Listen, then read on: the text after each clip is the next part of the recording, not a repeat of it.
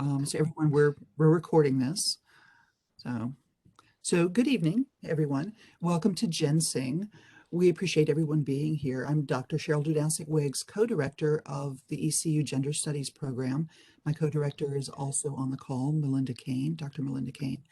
Tonight's event is co-sponsored by the Gender Studies Executive Board and the Harriet College of Arts and Sciences. Before we get started, maybe mute yourselves, but I'll be monitoring the chat, so feel free to type your questions in. But since there's so few people right now, what we can do is open it up later for a chat. GENSing is our new speaker series that we're really excited about, and we're going to showcase gender-focused activism. And so we're really pleased to have Dr. Marame Gueye as our inaugural speaker. Yay. Dr. Gueye is Associate Professor of African and African Diaspora Literatures in ECU's Department of English. She teaches graduate and undergraduate courses in multicultural and transnational literatures concentration. And in the past several years, she's become one of the international voices for victims of sexual violence in Senegal, her home country. She has been interviewed by numerous media outlets and is the author of a recent Washington Post op-ed. So thank you for speaking tonight, Dr. Gueye. And she'll be speaking on women's bodies as battlefields in Senegal. Thank you, Cheryl. I'm really pleased and honored to be inaugurating this series. I'm excited about it, and I know that so many of us are also doing activism, so I don't think I'm the only one. Before I start, I wanted to give the genesis of how I got involved in activism. I've been writing about women in Senegal and the West African region for a long time. And I call myself a feminist. And most times when people call themselves feminists, I think it's important to talk about when they had this feminist consciousness and got engaged in feminist theorizing or praxis. And for me, it started in Senegal. I was a college student, and I was the captain of our team, of our handball team, the European handball. And I used to wear my hair really, really short and have lots of muscles, so to say. So one day I was on the bus, and it would be helpful if people could have their videos so I don't feel like I'm talking to myself. Thank you. So I was, thanks. So I feel like I'm talking to someone. I was on a bus after training, because we used to train from, let's say, 5 o'clock to 8 p.m.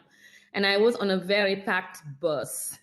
And at some point, a lady in front of me started just moving. She just was like wiggling because the bus was so packed in Dakar. Dakar is a city of millions. And I was annoyed that she was just moving. And I was like, what's going on with her? She just kept moving. And then at some point, she just screamed and told the guy that was behind her, this is what you wanted. Now you've done it. And I didn't understand. And then I saw her look down, and her clothes were wet with semen. And by the time I realized what was happening, many of the passengers started screaming at her, telling her she has no discretion. She probably enjoyed what the man was doing. What is she talking about? I was probably 20 at the time. And I just started screaming at them, what's wrong with you guys? I mean, he should be the one who's ashamed. He should be. So they started calling me a lesbian. Because I had short hair, they started calling me all kinds of names. And I started also screaming and talking back. And that was infuriating them because they did not want a woman to be talking back. At some point, the bus driver decided that he was just going to drive the bus to the police because they couldn't stop me. They threatened to rape me. They threatened all kinds of stuff. So when I got off that bus, and finally this old man on the bus asked the bus driver that, please don't take us to the police, because if you take us to the police, it's going to make our day much longer. All of us are trying to get back to our suburbs. It's late. So finally the bus driver decided, okay. So when I got off that bus, I felt humiliated. I felt small. I realized I was in a place where I didn't have a voice, what I thought didn't matter. So that was the beginning of my feminist consciousness and wanting to fight for women's rights.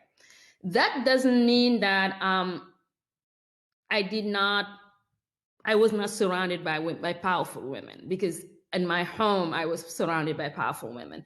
So this presentation is definitely not an indictment of Senegal as a place that is the worst place for women. It is more of a review of my activism in Senegal.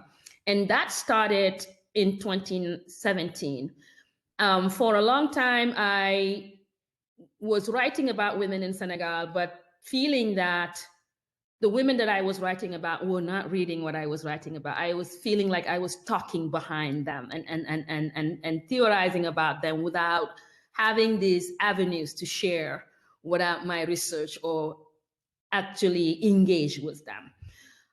So in 2017, I had a very a turning point in my life, so to say, feeling that I did not have community and going to social media to look for community, but still not being able to find it, because I was a member of all these groups of women, mostly from Senegal. They were transnational, mostly from Senegal, a group that was based in Senegal, a group that was based in Europe, but was open to women from Senegal who are located all over the globe, but still finding so many disconnect as far, especially as language is concerned, because many of those groups spoke French, and I am no longer so used to expressing myself in French.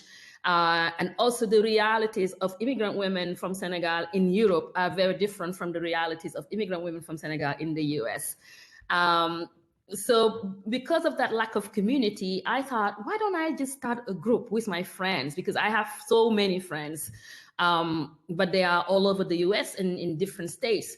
So I created this group called A Senegalese Woman in the US. I created it on October 9th, 2017, and probably around 1 o'clock. And by 4 p.m., there were 200 people in the group. And in 24 hours, there were 2,000 people in the group, all of them women from Senegal living in the US.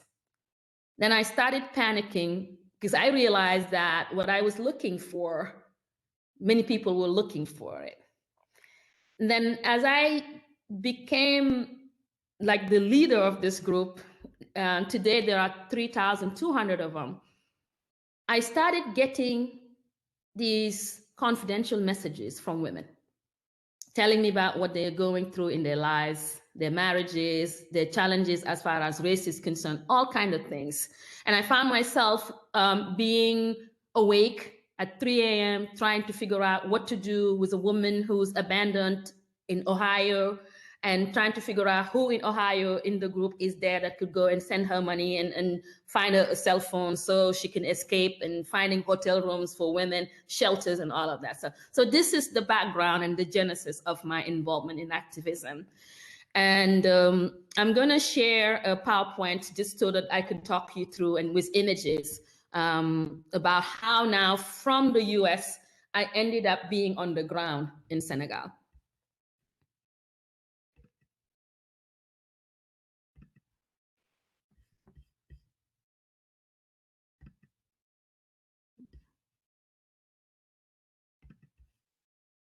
No, what's going on here? Select a screen, meeting in progress, anti-screen, whatever. Oh gosh. I hope I can.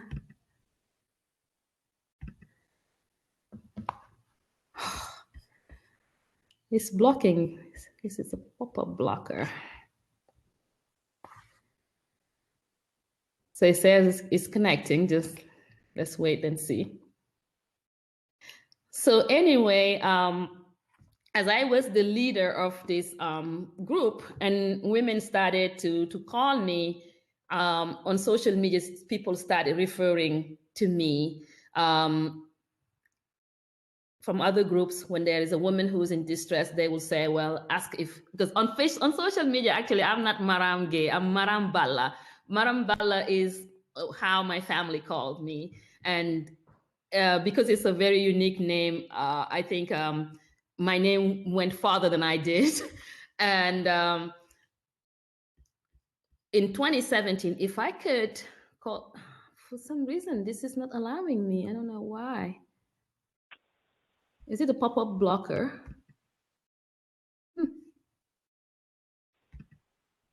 Please bear with me. This is crazy.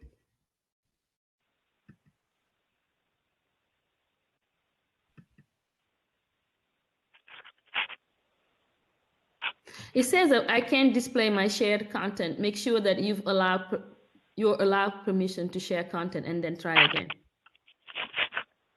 Cheryl.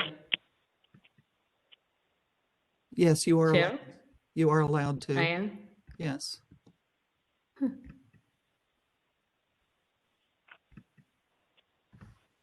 Oh boy. There's something here then.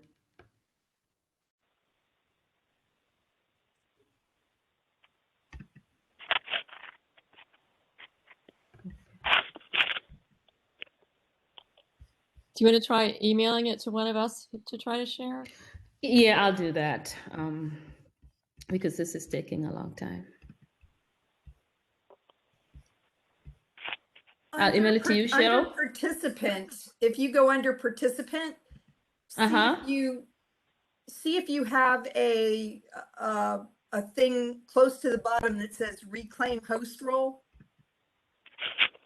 It just says that on my, it's showing that allow ECU WebEx to see your screen. Mm-hmm. But under participant, do you have something that, if you look at the drop down under I think I figured it out. I think I figured it out. Oh, it's back again. Okay, so under participant, do what? Under participant, go down to the bottom and see if you have something that says reclaim host role. No. It's almost. I'll just email it to Cheryl. Okay.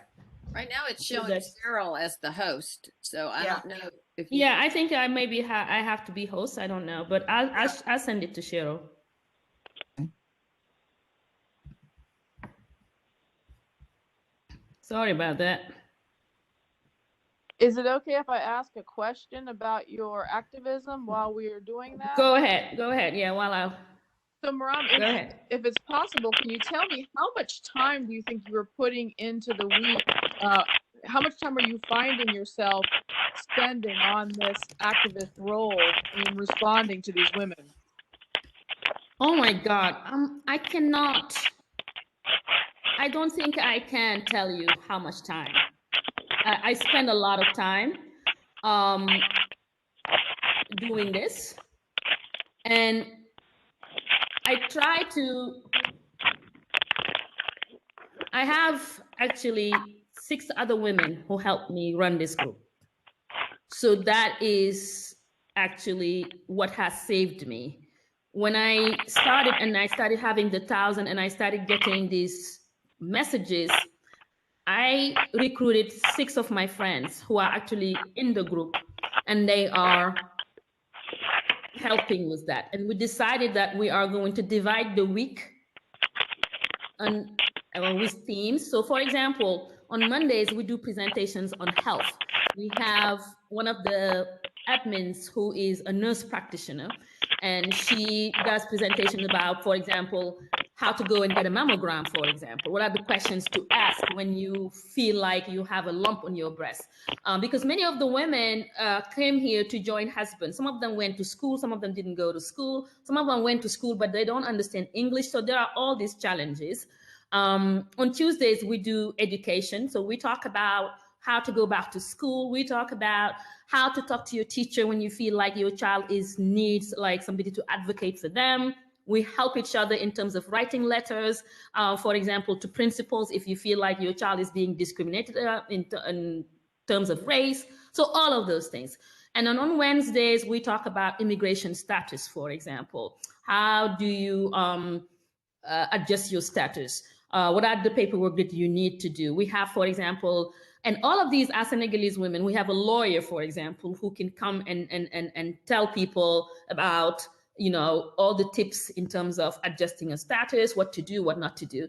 And then on Thursday, we talk about entrepreneurship, because many of these women are entrepreneurs. Some of them came here to join husbands. They are stay-at-home moms, but from home, they have businesses. Many Senegalese women are in the hair braiding business. You have seen in Greenville here, we have a couple or three. So we have many who are actually have restaurants or are catering business owners. We do, because the thing that I learned from going in the other groups is that many of the groups, women's group, was centered around men. Even though men are not members of the group, all the conversations are about men. So we literally ban conversations about men. But on Fridays, for example, we talk about family relationships. People can come and talk about the challenges of living in between two cultures and having to make a marriage work when they live a Senegalese marriage at home, but outside they're in America. We also invite people from Senegal to come talk to us, for example. We have artists, we have fashion designers that come on Saturdays and talk to us. We invite them. We also have conversations about sex and sexuality. We call that After Dark. So every Saturday night, we have a very fun After Dark, talking about sexuality and the challenges of sexuality when you're working and all of that stuff. And lately we have moved that to Clubhouse, where we can actually hear each other and have live conversation about sexuality. But this presentation is really not about the group, but I wanted you to know how I got into activism as a leader of this female group, because we would do lots of fundraisers for causes in Senegal, for example. We raise money, like we raise thousands of dollars, $10,000 actually, for a center that takes care of children who are victims of sexual assault.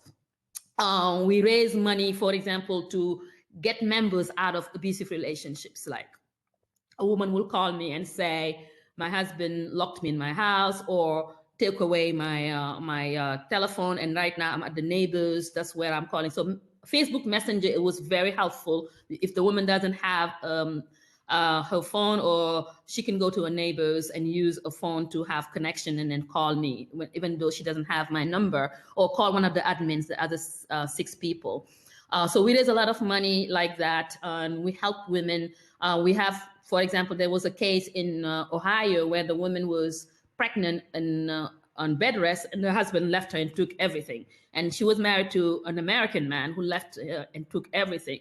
So the night that she called me, she had only spoiled milk in her refrigerator to drink. She hadn't eaten for like days.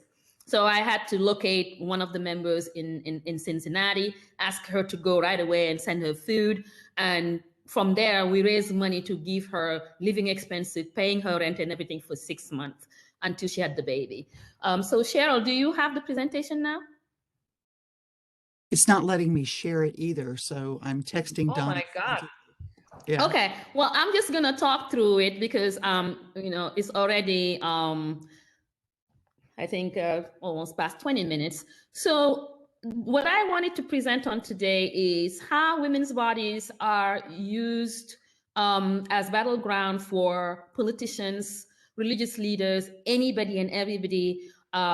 Yesterday, one of my mentors, who is one of the leading feminists in Senegal, but now is retired, she's in her 80s, asked the question, to whom do women's bodies belong? And that question is premise for this presentation because lately in Senegal, women's bodies belong to everybody except to women. And anybody can talk about it and can make assumptions, create even discourse about women's bodies and what should happen to women, but women are not allowed to talk about it. So I will start this presentation. I was going to show you a picture of a young lady. She was, at the time, I think she was 19 or 20 in 2019, who was raped and killed by her neighbor. And her father was a politician, a high-profile politician who had traveled overseas, and the young woman was left at the house by herself. And the man went over the fence and found her, raped her, and killed her. And this woman was veiled. And that's very important in this conversation. She was veiled. And that happened in May 2019. Until that time, I had arrogantly assumed that rape was a crime in Senegal. So I found out then that rape was actually a misdemeanor in Senegal then. So when she was killed, on social media, members of all groups, because there are all kinds of groups in Senegal around cooking, around this, around that, but they're always involved in social activism. Many of these people I connected because of me leading the group in the US. And we created a small group on WhatsApp and decided that we were going to do a sit-in to protest the killing, the rape and killing of this young lady. And that's where things started. So from here, we raised money to create T-shirts and everything. And then from there, they did the sit-in. And during the sit-in, we drafted a memorandum that we actually handed to officials from the government whom we invited, asking them to make rape a crime. And that's when I found out that rape was not a crime. So we asked them to make rape a crime, and that was in May 2019. And with the help of members of parliament, some of them were women, some of them were not, we lobbied, and finally the president, it was ratified in the parliament, and then the president signed it in January 2020. It was the first bill that he signed in 2020. So that was a big accomplishment, a milestone in Senegal. But that was not the end of the fight, because we have to fight to make sure that this law is applied to its fullest. And still it has not been applied to its fullest, because corruption in Senegal, because actually we have now a very high profile pundit who is a chronicle on many, on one of the biggest talk shows, who actually was jailed for rape. He was charged with rape and was supposed to do, I think, 5 years or 6 years. That was prior to the law passing in jail, but he served only 2 or 3, and then the president pardoned him. So when he pardoned him, he went back to the platform that actually I was going to show you. It says this is a platform called Jakarlo, which means face-to-face or the face-off. And it is a platform of 9 men who actually lead the discourses on women. So once in a while, they invite one woman to come and talk about or talk to them, but they usually are talking at her, yelling at her, blaming her for anything that she said that doesn't agree with their own perspective. But mostly, the conversation is hijacked by newly minted Muslim clerics. By newly minted, I mean Muslim clerics who have a big following on social media, who have TikTok accounts, who have Instagram accounts, who are actually creating content to make money. And they know that in a country that is 94% Muslim, talking about women's body is something that sells. And censoring women's voices is something that sells. So these are the people who actually have hijacked the conversation. And in 2021, and this is the reason why I had that op-ed in the Washington Post, the major political opponent to the president was accused of rape by a masseuse, a 22-year-old woman, and he's over 40, accused him of raping her. And he was used to going to this massage parlor at night and requesting specific girls to do what they call a body massage, where women actually get naked and do the massage on a well-oiled naked man, body to body. And literally, allegedly, the woman who owned the massage parlor was literally selling these girls to these older men. So she talked about repeated rapes at gunpoint. But because he is the major political opponent and presidential opponent. And the president of Senegal is allegedly known for destroying his opponents. They said that the woman was actually paid to plot against this presidential candidate. The whole country went against her, saying that she is a prostitute, she's a liar. We were the only ones who supported her. Even the major activists of women's rights turned their back at her because of the fact that this rape was so politicized. Many people died because the supporters of the accused rapist came out the streets and rioted. 11 people were killed because he was summoned to go to the courthouse and he refused to go. Finally, when he decided to go and the police had already paved a way for him to go with security and everything, he said he wanted to go another route and would not budge. And finally, his supporters, but it was the police, and 11 people died. But during that rioting, allegedly, women were raped during that rioting. But that also got lost in the conversations about that day. It was on International Women's Day. The President Macky Sall came out on TV thanking religious leaders for brokering the peace, because finally the religious leaders spoke. But before the religious leaders spoke, the women were the ones who decided not to celebrate International Women's Day, but yet they wore white to ask for peace in the country. But the president didn't even mention it. After that, he was released on bail, and that's since May. He still has not answered for these rape allegations.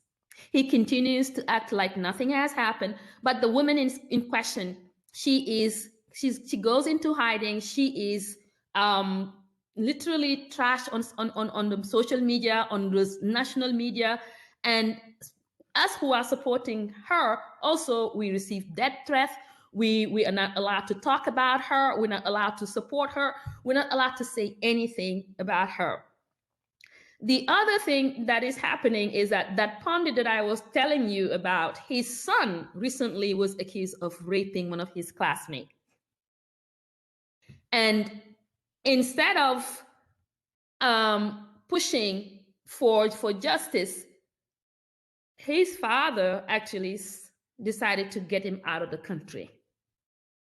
And the woman who accused him, she's a girl, actually, she's 16, who accused him, was accused of falsifying her birth certificate to be 16, and that she wanted it. She was his girlfriend, all kind of, and she and her mother received also death threats, and they cannot say anything. Just to tell you how difficult it is to do activism in Senegal. So that was the reason why over the summer, we organized a sit-in again, a demonstration, and that one I was there in Senegal, and I had all the pictures in my presentation that unfortunately I cannot show you. But anyway, the debate that happened now, we're seeing it now. Mm-hmm. You seeing it? It popped up. Yeah, I can, if you want me from to my screen. If you want me to move to a slide, I can do that. Yes, please do, and I can keep talking if that's possible. Where do you want me to go? Just start from the first one, and I'll just show you the young woman, and then we can move from there. You can just show the slides. I don't have to, because I think I said the bulk of what was in there. Okay.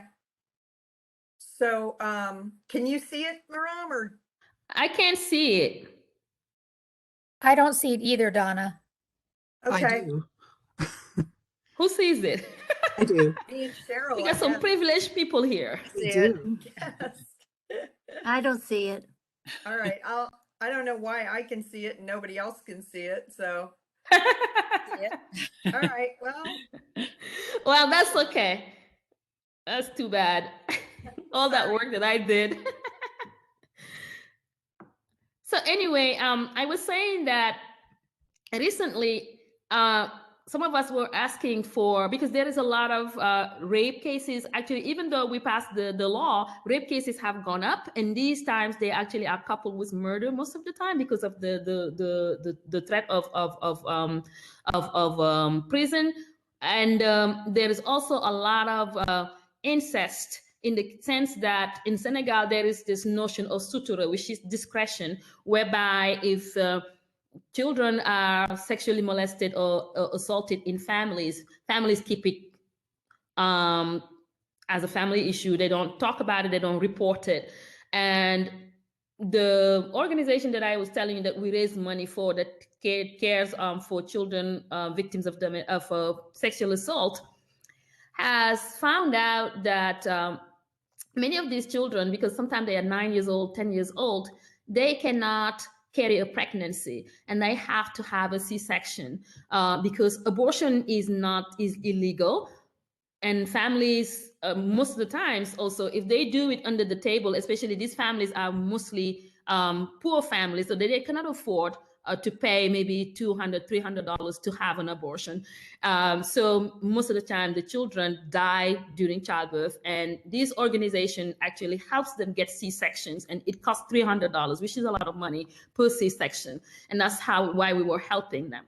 But what we are asking for is a law that will, because we cannot just go ahead and ask for legalization of abortion. I think in the US we know how that works. So we decided that we were going to ask for medicalized abortion in case of rape or incest for the first time. But that also got hijacked by Muslim clerics and then men who are talking about how we are actually advocating for the killing of children, for the murder of children. And they actually did a press conference during which they had a graphic demonstration about what happened to the fetus during abortion. And this is a man who literally is the Muslim watchdog, who is I don't know if a few years ago you read another op-ed that I wrote with Africa is a Country about the television series, and this guy who's demonstrating, asking for the censorship of television series, anything on television he wants it to go, anything that has to do with women actually feeling empowered about sexuality or their bodies, he wants it to get out, to go. So he had a press conference where he was showing graphic pictures of when they do abortion, what happened to the fetus is shrinking, it's bleeding, and it just was horrible, horrible, horrible. And then the next day, social media got on that, talking about how feminists are trying to kill babies, they're baby killers, they do this, they do that. So again, it is difficult for women to talk about women themselves without having men hijack the conversation. And recently, and this is really heartbreaking, and that also is related to women's bodies, on Sunday, a dentist who was going through a divorce with his wife, they had 3 children, killed all 3 children and himself in retaliation against the wife, and left a 10-page letter talking about how she denied him sex, how she did not get involved in sex, how literally talking about how she did not surrender her body to him, and hence the reason why he could not let her have the children, and especially the court was going to give the temporary custody of the children to the mother. He took them to his practice. Many said that he injected them with a lethal something, but he did not do that. He actually smothered them until they died. And then the older one, who was a boy, 13, he used a knife and then finished him, literally. So since I don't have the presentation, I'm going to stop there, and then I will actually ask for questions if you do have some.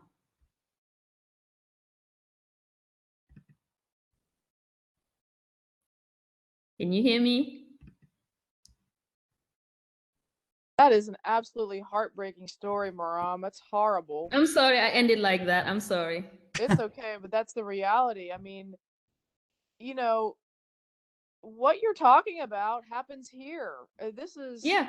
it's just, and I'm trying to think about the strategies that women have used, and the strategy that women have used is the one that you are using now by bringing women together on social media the way you're doing it. Now, are you using WordPress? What platform are you using? To organize? Yeah, to organize these women. We're using the one that I'm using is Facebook. In the US is Facebook. Oh, okay. But across like among activists, we're using WhatsApp. We Oh, use WhatsApp, we use Zoom for our meetings, we use Google, and then we also sometimes we have lots of rooms on Clubhouse just to talk to people, have conversations. But that also is very brutal in the sense that men come into this room and hijack conversations. But WhatsApp is the safest one, because you can add people and remove them.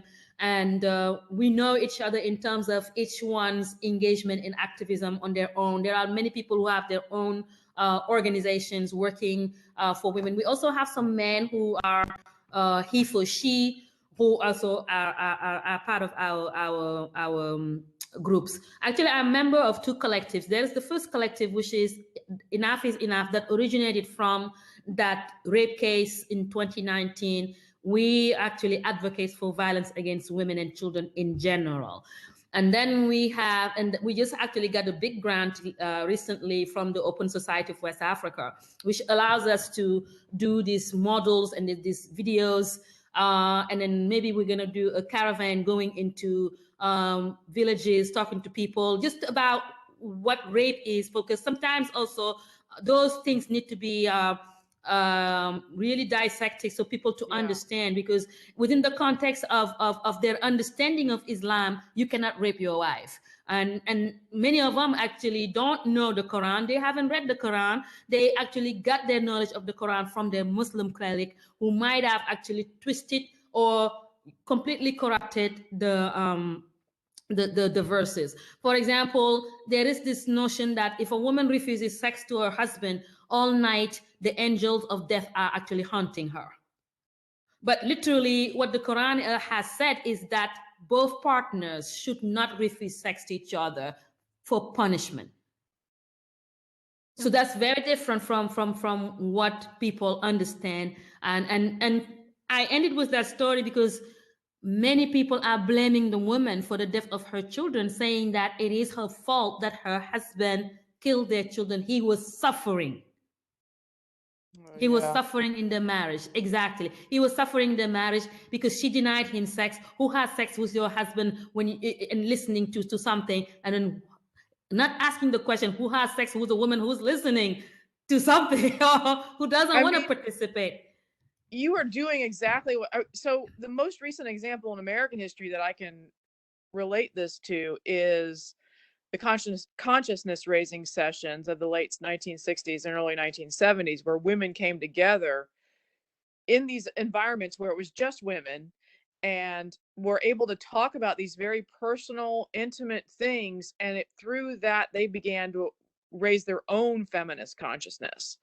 And they were called consciousness raising sessions. They're very much alike what you are doing.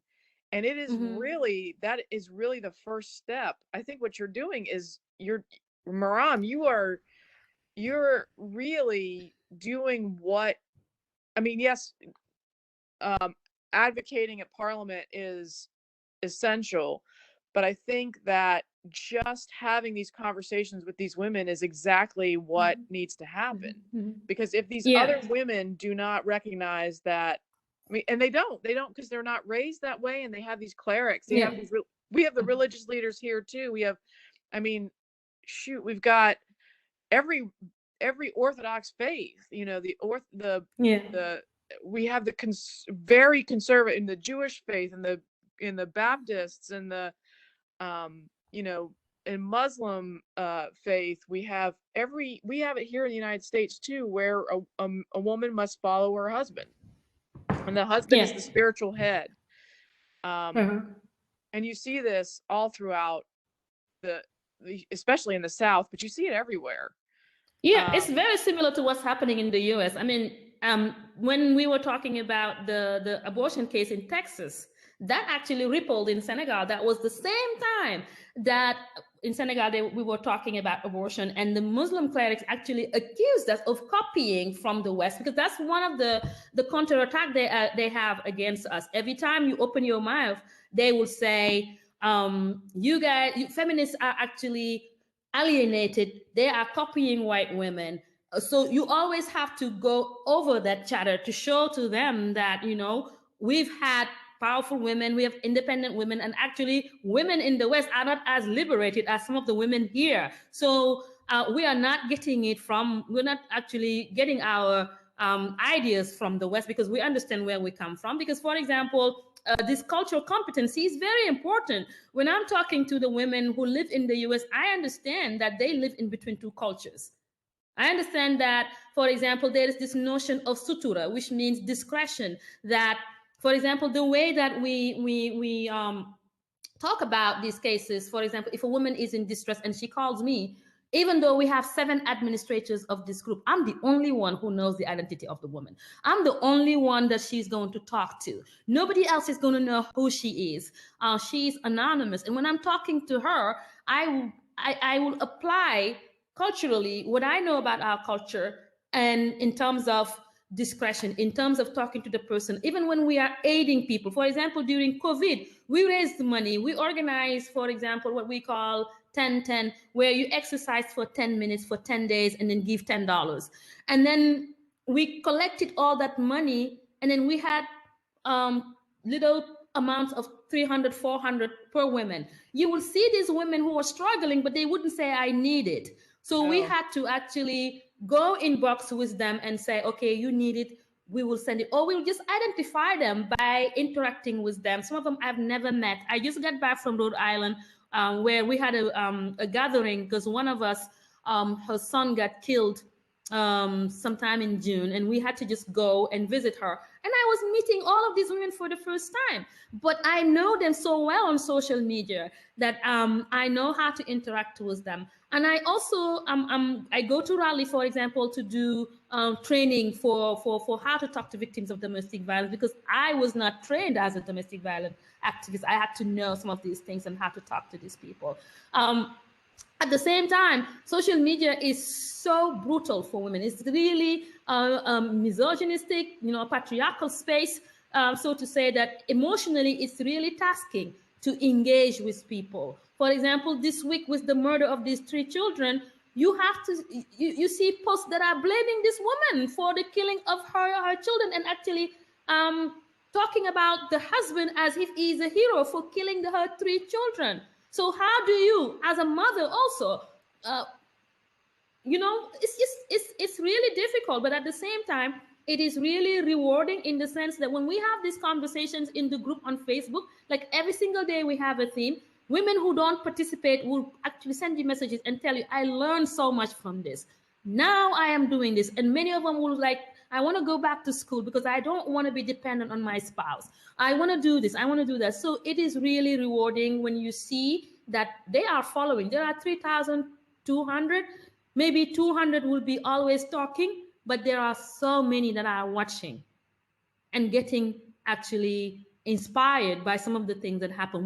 We bring women who testify about escaping domestic violence and going back to school and doing things. We profile a woman every Monday just to show her that she matters, because women have internalized these patriarchal divisions that sometimes it's hard for them to be in one space. It's very hard for them to be in one space without being at each other's throats. Oh, nice showing. Yeah. So I can see it now. Who has it? I can see Donna? it. Donna. I Okay, do. Donna, you can go to the next slide, and I'll just talk you through For all some of this. reason, you had the sharing privileges all along, but somehow it wasn't working. But I just took your sharing privileges. Thank you for taking my privileges. I had no use for it. Sorry. Tell me when to move along. Okay. This doesn't look like, okay, this is the background about Senegal that I was talking about. It has inherited from France all these patriarchal laws where man is the head of the household. He's the one who bestows citizenship. And even now, women, until like a few years ago, women could not give citizenship to their children. But now they can. I see in the chat somebody asked that if women could vote in Senegal. Yes, they can vote in Senegal. You can go to the next one. Okay, this is the young lady that was raped and killed in 2019. So her case is the one that actually promulgated the what is it called? The law against criminalizing rape. You can go to the next one. So here, I already gave you this background about how I got involved and all of that stuff. So you can move to the next one. Okay, this is Ousmane Sonko, the presidential candidate, and the woman who accused him of, the masseuse who accused him of rape. Next. All right, so again, I talked about how the masseuse was accused of being a prostitute, and the way that she was dressed was mostly the reason why she was indicted by the media, and also because she comes from a modest background. That was also another thing that I talked about in my article on the Washington Post, is that class really plays a big role here in who's accused of rape, who's raped, and in terms of what kind of women can access abortion. Even though abortion is illegal, many of the women, middle-class women, do it and get away with it. You can go to the next one. So this is me in July during our protests, and Kumba Toure is another feminist who also is leading African Rising. Actually, she and I were classmates at the University of Dakar at some point. So this is us in July when we were having, we are holding a sign that says that if women were not mistreated, feminists would not exist. Next.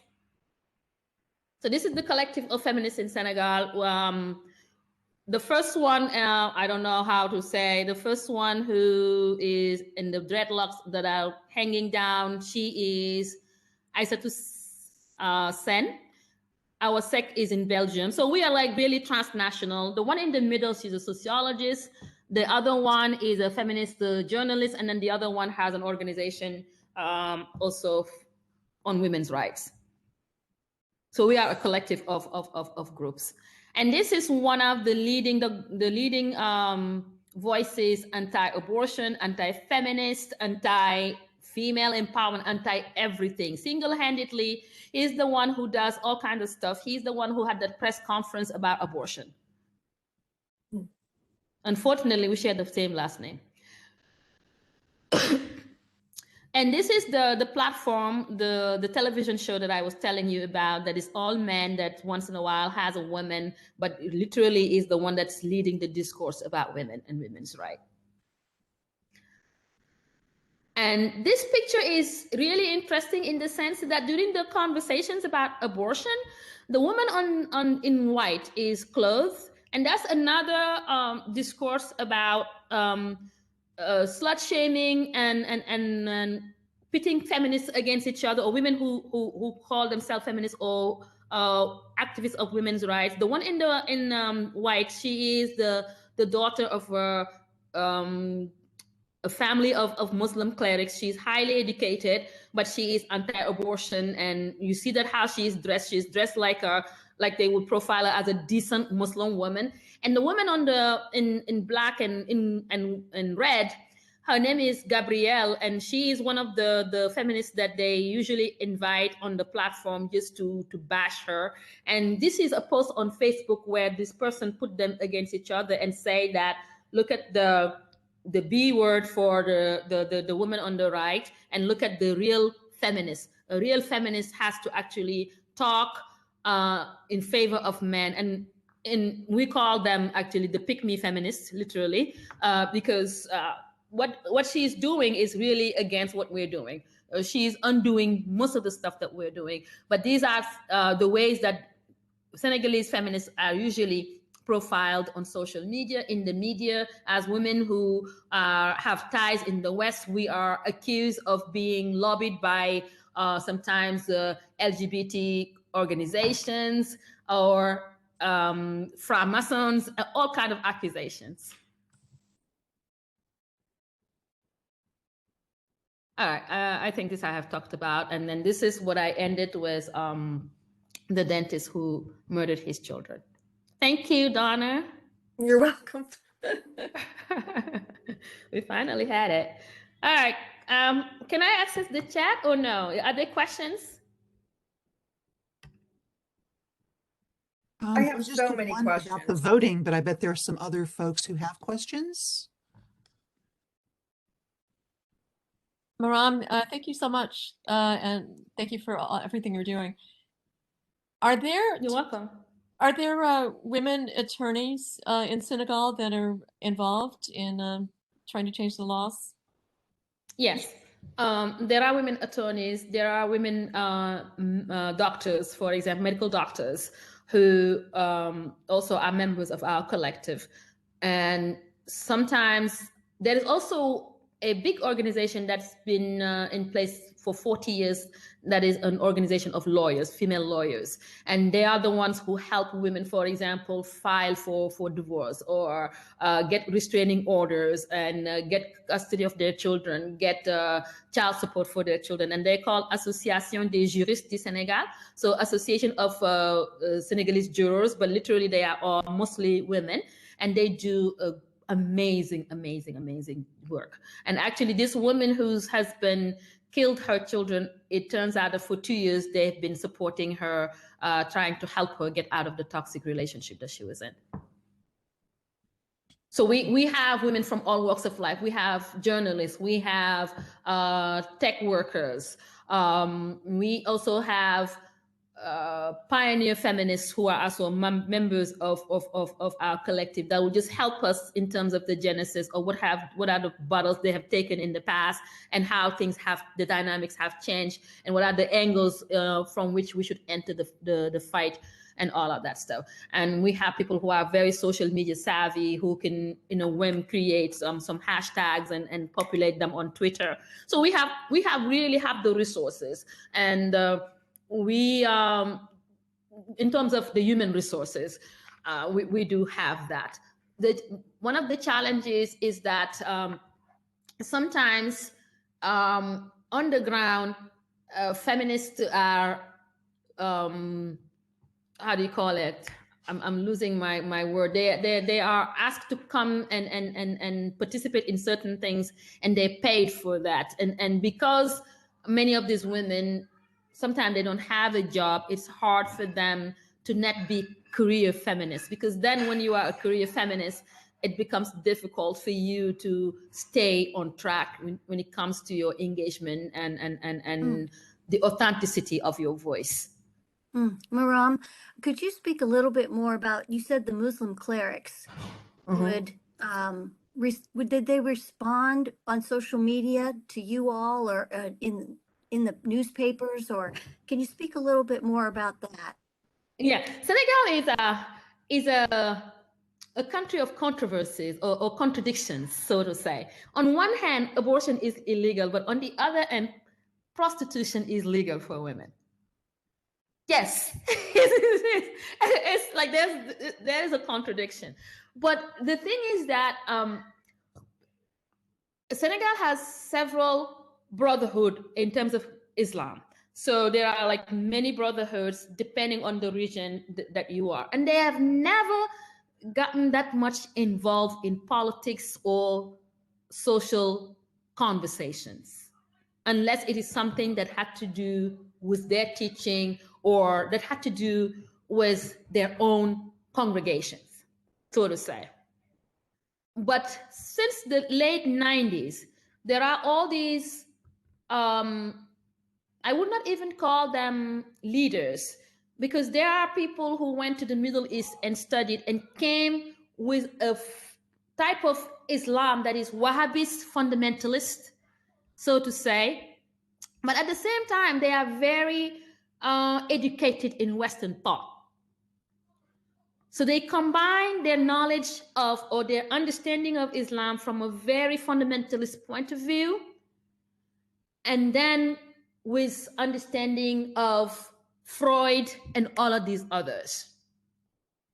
So they're very, it's very difficult. And they're social media savvy because they have Instagram accounts, TikTok accounts, Facebook accounts. They have a huge following.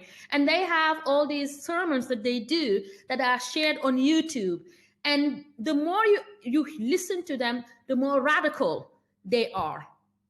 Because of the fact that religion definitely sells. As Gloria Steinem has said, religion is politics in disguise. So when they start preaching, and all their preaching is about women, it's always about women. If you listen to the preach, it's rare that they say to men, this is what the Quran says about men's responsibility. It's always about women. It's always about women. Women are the ones who are tempting men. We are the ones. So all of a sudden they have all this following, but they also have access to these platforms. And they can say so many things. Like today, one of them who is always on social media said, one of our members is a psychologist. She's a clinical psychologist. And she wrote an article. It's not an article. She wrote a post on her Facebook page talking about the personality disorder that the man who killed his children suffered from. That the killing of the children was not a crime of passion. It is a punitive infanticide coupled with a cowardly suicide, because he did not want to face the responsibility of killing his children. So that had nothing to do with him loving his children so much that he didn't want to lose them. So she wrote that on her page. And then one of the newspapers took that post, I guess, and then published it. And this cleric posted on his page that, and this is somebody who has thousands of followers, that what he saw in this psychologist's reading of the personality of this murderer is a radical feminist. Because in Senegal, men and many women are wired so that when you say feminist, they literally don't want anything to do with you. So again, when we're talking about women upholding patriarchy, that's what is happening. And on social media, everybody has a voice and space to say whatever they want to say. So they actually are the majority now. So we have to develop strategies where we also have to be louder than them. So that's why we publish in Washington Post, we publish in other places so that we can have a wider audience and then be able, because Senegal in that sense is very narcissistic in the sense that it wants to have a very good image outside the world. So once you start writing on platforms that are international, do you become a target, but then they start listening. That's the kicker, Marame, is that that's exactly how the civil rights movement finally got some notice here in the United States with international efforts. In other words, once civil rights activists went abroad and made their case abroad, other countries pointed to the United States as hypocritical, and that if they didn't get their act in gear, nobody would want to follow the United States as example. And that had a lot to do with getting the president, including Eisenhower and then later Kennedy, because Kennedy wasn't really all gung-ho at all. But and then certainly Johnson, when it came to that international force, it was when the civil rights movement actually really began to gain some real momentum. So I think you are doing the exact right thing. I mean, you're publishing. I understood it too well. I understood too well that for me emotionally, I cannot always engage with this man on social media. That's not who I am. That's not how I want to operate. So if I post something and they start, and first of all, I don't many of our members have their posts public, so anybody can see them. I don't have many friends on Facebook, but I have friends that I know. If I write something, they listen. We have male allies, for example, who have huge followings. For example, the day before yesterday, when this murder happened, I was so frustrated. So I started just writing these very short messages talking about the personality disorder of the narcissist pervert and how they operate and all those things. And I kept, because one of these men who is an ally but still a man did not really get it. So he started posting in these posts that actually you cannot really place. But when I saw that he has a very big following, I started posting really small blurbs about how the narcissist pervert doesn't love his children, how he actually makes his victim really be the monster, and all of those stuff. And I could see that after he would come and like my posts and then maybe write a word that would say, yes, that's true, I could see that his posts were changing. That he started condemning, his posts were changing, and he has a huge following. So again, we have to negotiate these things, and we cannot do it without men. We cannot do it without them. So the ones that are our allies, we have to keep them. We have to ask them to do things. For example, we had a singer who thought that he was doing good. He's a man, issued this video clip about domestic violence, where the woman actually suffered so much in the relationship and ended up being killed, right? So he thought that his message was to tell the woman that before this happened, right? Like if you stay in a toxic relationship, in a toxic marriage, this is what might happen to you. So that was his message. We met him at a festival and we cornered him and we told him, look, how about you reframe it so that she leaves instead of dying? And, he resisted that first, but then later he started understanding where we were coming from, that the narrative needs to change and that people need to see that it's possible to leave instead of staying until you die. Well, and we've been doing the same thing just here on campus. Every time that there is this sexual assault warning, right? When the ECU police issue a sexual assault warning, they often say in it, women should be careful where, how they dress when they go out and make sure that they stay with a group of people. And it's nothing about men at all. Men are not implicated at all. But if you notice just what happened with this sexual, and every time Donna or Cheryl or I or Rachel or somebody will email and say, listen, that you cannot have that kind of language in there. And it takes a long time for them to really pick it up. And then if they leave and somebody else comes in, you got to start all over again. But what happened then with this sexual assault case at the Theta Chi fraternity is that the students came out and they also, because of their activism out in the street, they got the media out there. And so the media was out there. That was one of the very first thing they covered at the 6 o'clock news tonight was that sexual assault protest. And they I saw it. I saw it. So anyway, I could go on and on and on, but social media is another place where we do a lot of work. We have, like, the woman that I was showing you who was in Belgium. She is really good at reading the Quran and everything. So she does this post where she actually literally unpack the verses. She will have maybe 4 people like it, but she has a good following and her posts are public.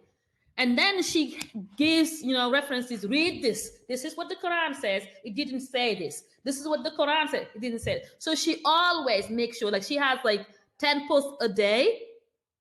And the funny thing is that her own brother is another one who supports him. He's a very misogynistic person, but the two of them seeing this, how she just always bangs him with verses and say, this is what and she goes and does all the research about the Quran. And we have a woman who actually teaches the Quran, has been reading the Quran. She will tell us these things about, okay, this is where you will do the counterattack. For example, when we're talking to one of the Muslim clerics, we will have these veteran feminists who will say, ask him this, because he doesn't want to go there. So those are the things that we do, and WhatsApp really helps us. We draft our letters, email it, each one of us put input, and I am very good at bringing the traditional Wolof language that will contextualize things in our culture. So I will say, okay, this term is understood this way. For example, there are terms in Wolof culture that prior to the Arabs coming and the Europeans coming talked about abortion, and women actually had all the power in terms of abortion.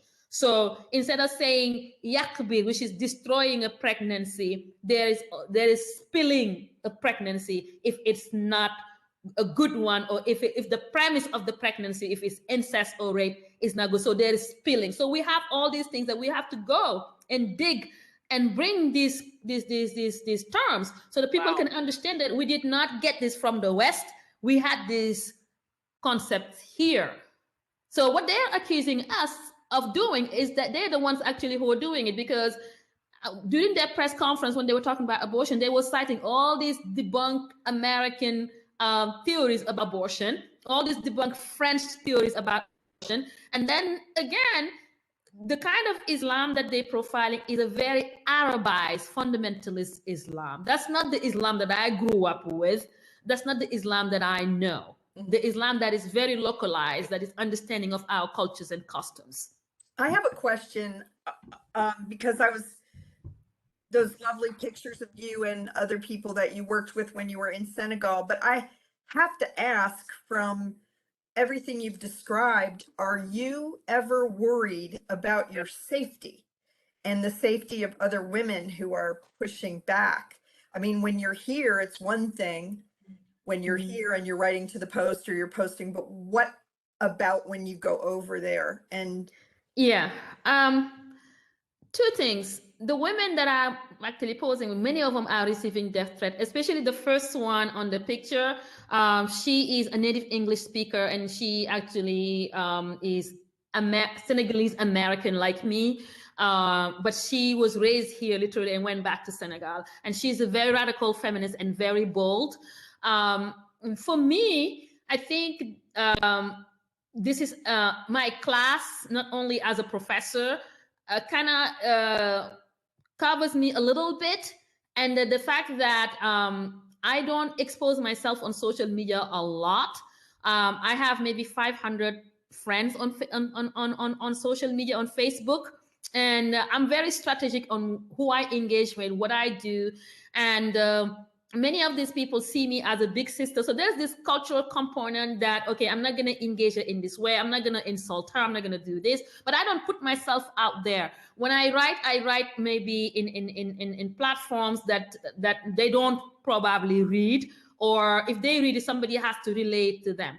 When I go home, I participate in these places, in these the sittings and all of the stuff.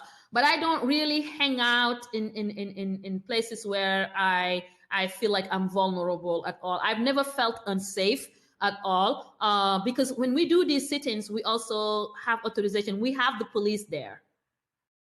We have the police there. We have the National Guard that comes. Like this time, actually, we had close to 60 of them over there, and they came even 1 hour prior to us, and it was a peaceful one. They can say whatever they want to say on social media, but I don't think that they will attack you in the streets, at least not yet. But the safety is a concern for the activists that are always in the media, and we always make sure that we don't send the same person all the time. When things happen, we have lots of requests to appear on social media, and we actually have boycotted on television or on the radio. We have boycotted several platforms because we don't feel safe there, whether physically or emotionally. We don't feel safe there, so we don't go there. We have a couple of questions in the chat, so let's make sure we get to those. Professor Regina says, do you have any allies among Muslim religious leaders?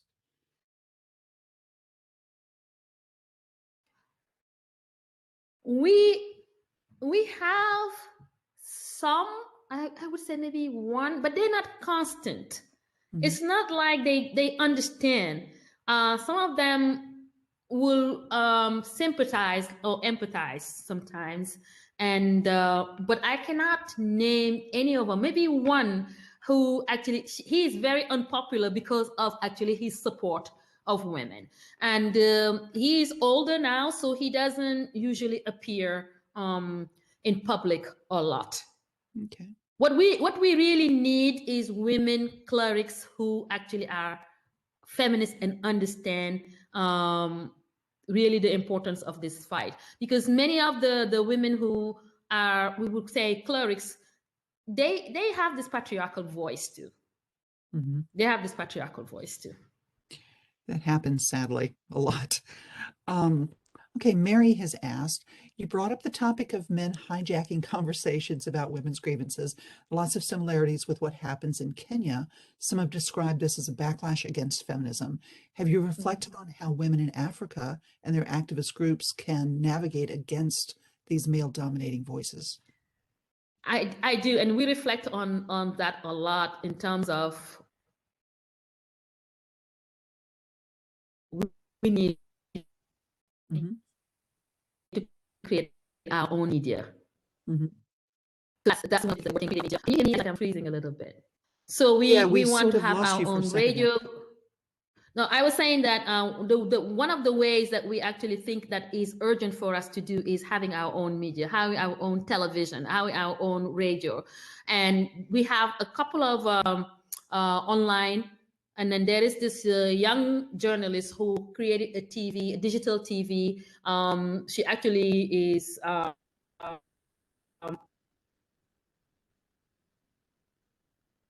You're breaking up again just a little bit. I think if you turn off your video, Marame, just for a few minutes till your bandwidth catches up. Given lots of press lately, and she is it better?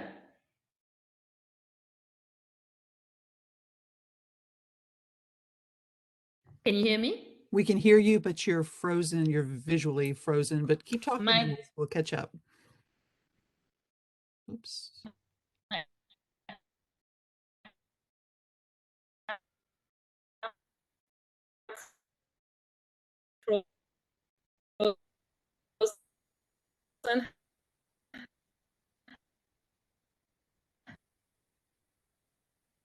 Okay.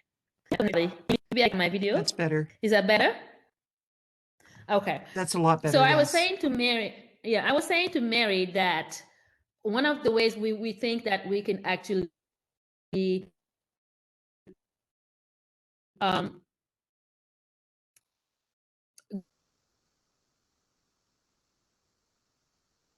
go navigate against this male dominating voice. I was saying that there's a young woman who is platform we have all these conversations about feminism, about violence against women. That is very well followed, and we also are. I was saying that we got a grant recently, over $60,000 grant that we're going to do caravans where we're going to actually visit high schools, for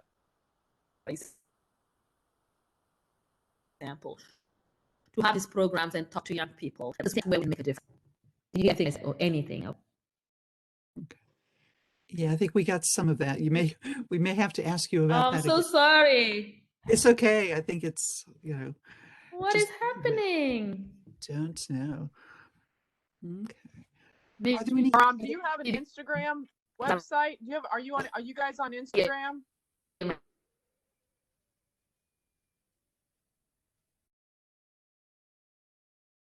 I can't use Instagram. Oh my God, what happened? Yeah, are you on Instagram? No, I am not. Okay. Okay. I have a page there, but I never go there. No, my light is not flashing anymore. Ooh.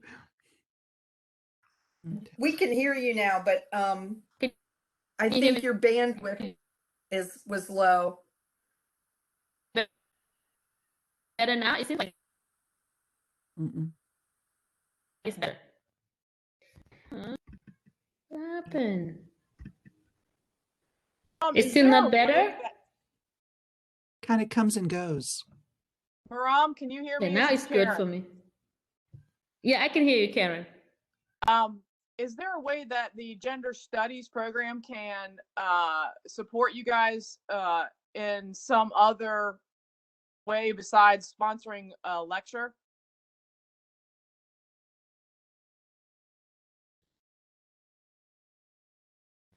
Of that, is there a way gender studies can support you in what?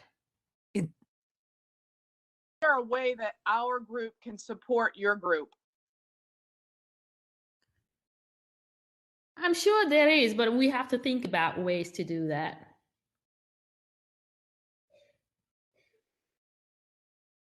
I would like to talk more about that. Yes, I would too. And you have a question as well in the chat from April. There's so many causes in mass. Yeah, we can talk about that, Karen. Okay. Don't know if I'm speaking over you or not. From April, there are so many causes and mass movements that have a short shelf life with the way social media works. How do you go about keeping the movement going, and how can we help to propel things forward to keep it going? It's a great question. And I think that is also what Karen's asking. How can we help? How can we make it keep going forward? Is she talking about the group, or is she about the activism? Can you hear me? Yes. Is she talking about the group, or is she talking about the activism in Senegal? Because these are two different things. Are you asking about Karen or about April?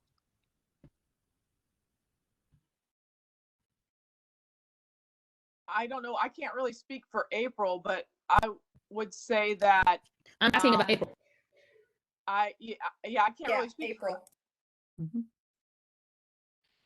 I can't really speak for April, but I'm speaking generally, and what I would imagine is that any reach out that we could do to support a woman of Senegalese background would help all women in Senegal one way or another, because of the kinds of, even if it's someone here, it's someone who also has a lot of ties in Senegal. And April, do you want to get on the call? I did not hear Karen that well.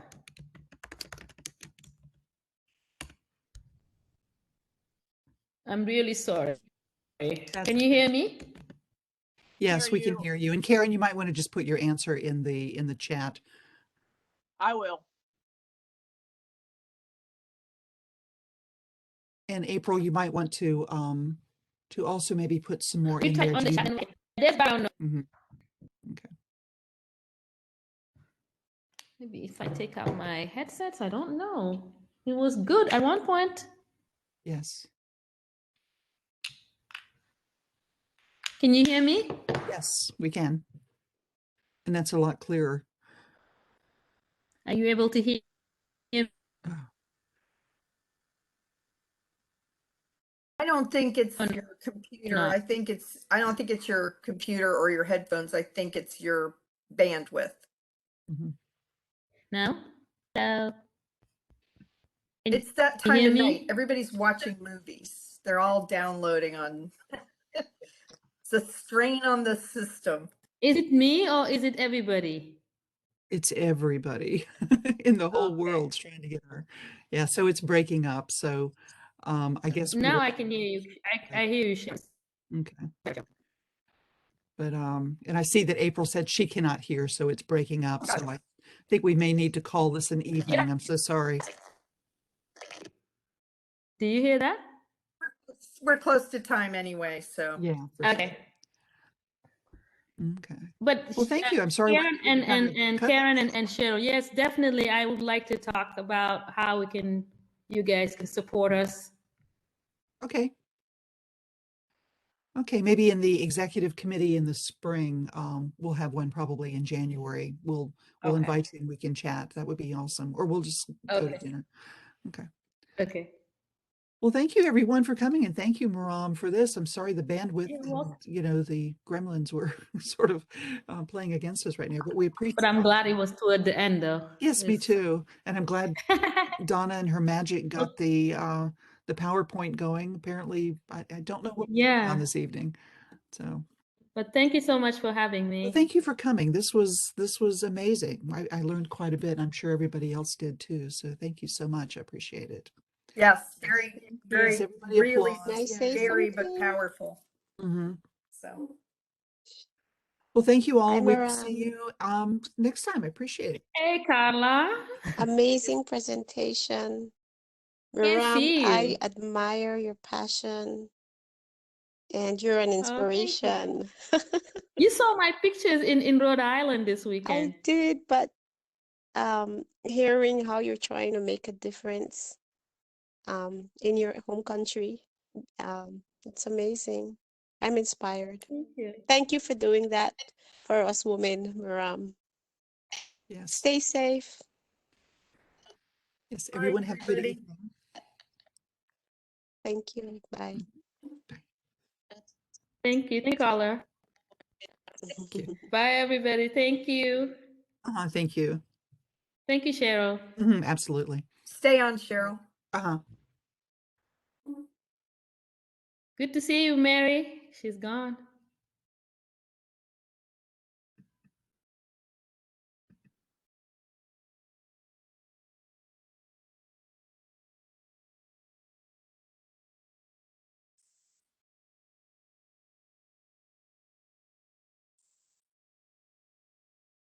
You still there, Cheryl? I am. I was going to try to cut off the recording. Yeah. I did. Did you? Okay. Thank you.